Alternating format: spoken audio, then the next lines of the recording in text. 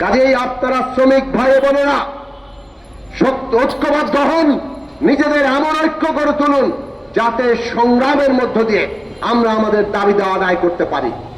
সংগ্রাম ছাড়া মনে রাখবেন কোন দাবি আদায় হবে না। এমনকি এত বড় অভ্যুত্থানের পরেও লড়াই ছাড়া কিন্তু দাবি আদায় হচ্ছে না। এইটা বারবার মনে রাখবেন। যতক্ষণ আমরা লড়াই করছি ততক্ষণ আমরা জীবন্ত আছি, ততক্ষণ আমাদের সামনে ভবিষ্যৎ আছে। আজকের বাংলাদেশ আমরা 5ই আগস্টের পর থেকে শুরু থেকে পরিষ্কার করে বলছিলাম যে আমরা ফ্যাসিস্ট সরকারের পতন ঘটিয়েছি। এখন ফ্যাসিবাদী ব্যবস্থাকে বিদায় করে একটা গণতান্ত্রিক রাজনৈতিক ব্যবস্থা, একটা নতুন গণতান্ত্রিক রাজনৈতিক বন্দোবস্ত আমাদের প্রতিষ্ঠা করতে হবে। তার জন্য দরকার রাষ্ট্রের ক্ষমতার একটা ভারসাম্য আনা। ক্ষমতার মধ্যে কোনো ভারসাম্য নাই, সব ক্ষমতা একজন ব্যক্তির হাতে। এই অবস্থা বদলাতে হবে, ভারসাম্য আনতে হবে। সেটা আনলেই জবাবদিহি তৈরি হবে। এই জন্য সংসদ, বিচার বিভাগ, রাষ্ট্রের নির্বাহী বিভাগ, সবগুলো প্রতিষ্ঠান কিভাবে একটার সাথে আরেকটার ভারসাম্য সৃষ্টি হবে সেই দিকে আমাদের যেতে হবে। আমরা বলেছি সংস্কারের প্রস্তাবগুলো আপনারা সুনির্দিষ্টভাবে আনেন এবং তার উপরে সকলের মতামত নেন। যেগুলো সর্বসম্মত হয় সেটা জাতীয় সনদ আকারে তৈরি করেন। যেগুলো নিয়ে দ্বিমত থাকে সেগুলো জনগণের কাছে যাবে। জনগণ ভোটের মাধ্যমে নির্বাচিত করবে কোনটা বাংলাদেশে দরকার। এইটা যদি আমরা নিশ্চিত করতে পারি তাহলে ন্যূনতম জাতীয় ঐক্য থাকবে। ন্যূনতম জাতীয় ঐক্যমত্য রক্ষা করা দরকার।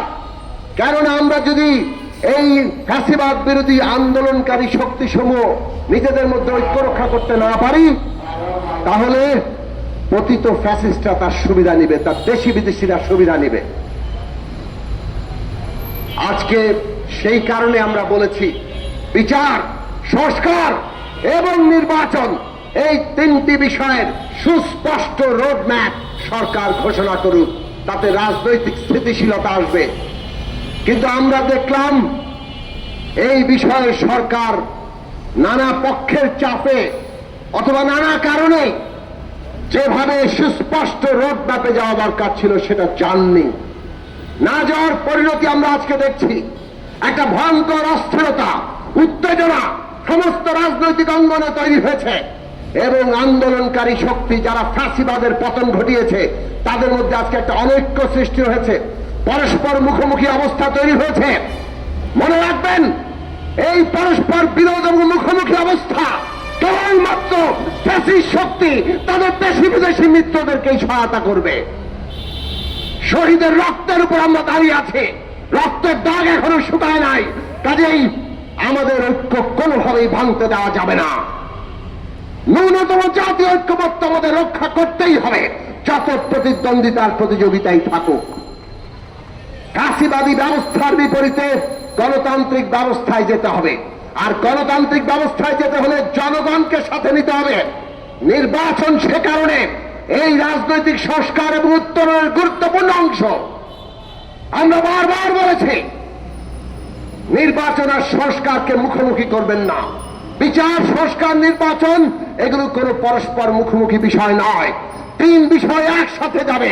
তিনটার পরিষ্কার রূপরেখা আমরা দেখতে চাই।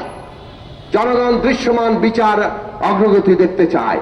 জনগণ দেখতে চায় সংস্কার প্রশ্নে কোন বিষয়ে ঐক্যমত্য তৈরি হয়েছে আর কোন বিষয়গুলো এখনো দ্বিমত আছে। ঐক্যমত্য জাতীয় সনদ হবে, দ্বিমত নির্বাচনের ম্যানিফেস্টো আকারে যাবে। নির্বাচন হবে আগামী সংসদ নির্বাচন, যাতে জনগণের ম্যান্ডেট দিয়ে সংবিধানকে টেকসইভাবে বদলাতে পারে। সে কারণে আগামী নির্বাচন হবে সংবিধান সংস্কার সভার নির্বাচন, সংবিধান সংস্কার পরিষদের নির্বাচন এবং জাতীয় সংসদ একসাথে গঠিত হবে। 6 মাসের মধ্যে সংবিধান সংস্কার হবে, 5 বছর এই সংসদ জাতীয় সংসদ হিসেবে কাজ করবে। আমাদের এই পথ পদ্ধতি আমরা একটা ঐকমত্যের জায়গায় আসতে পারি।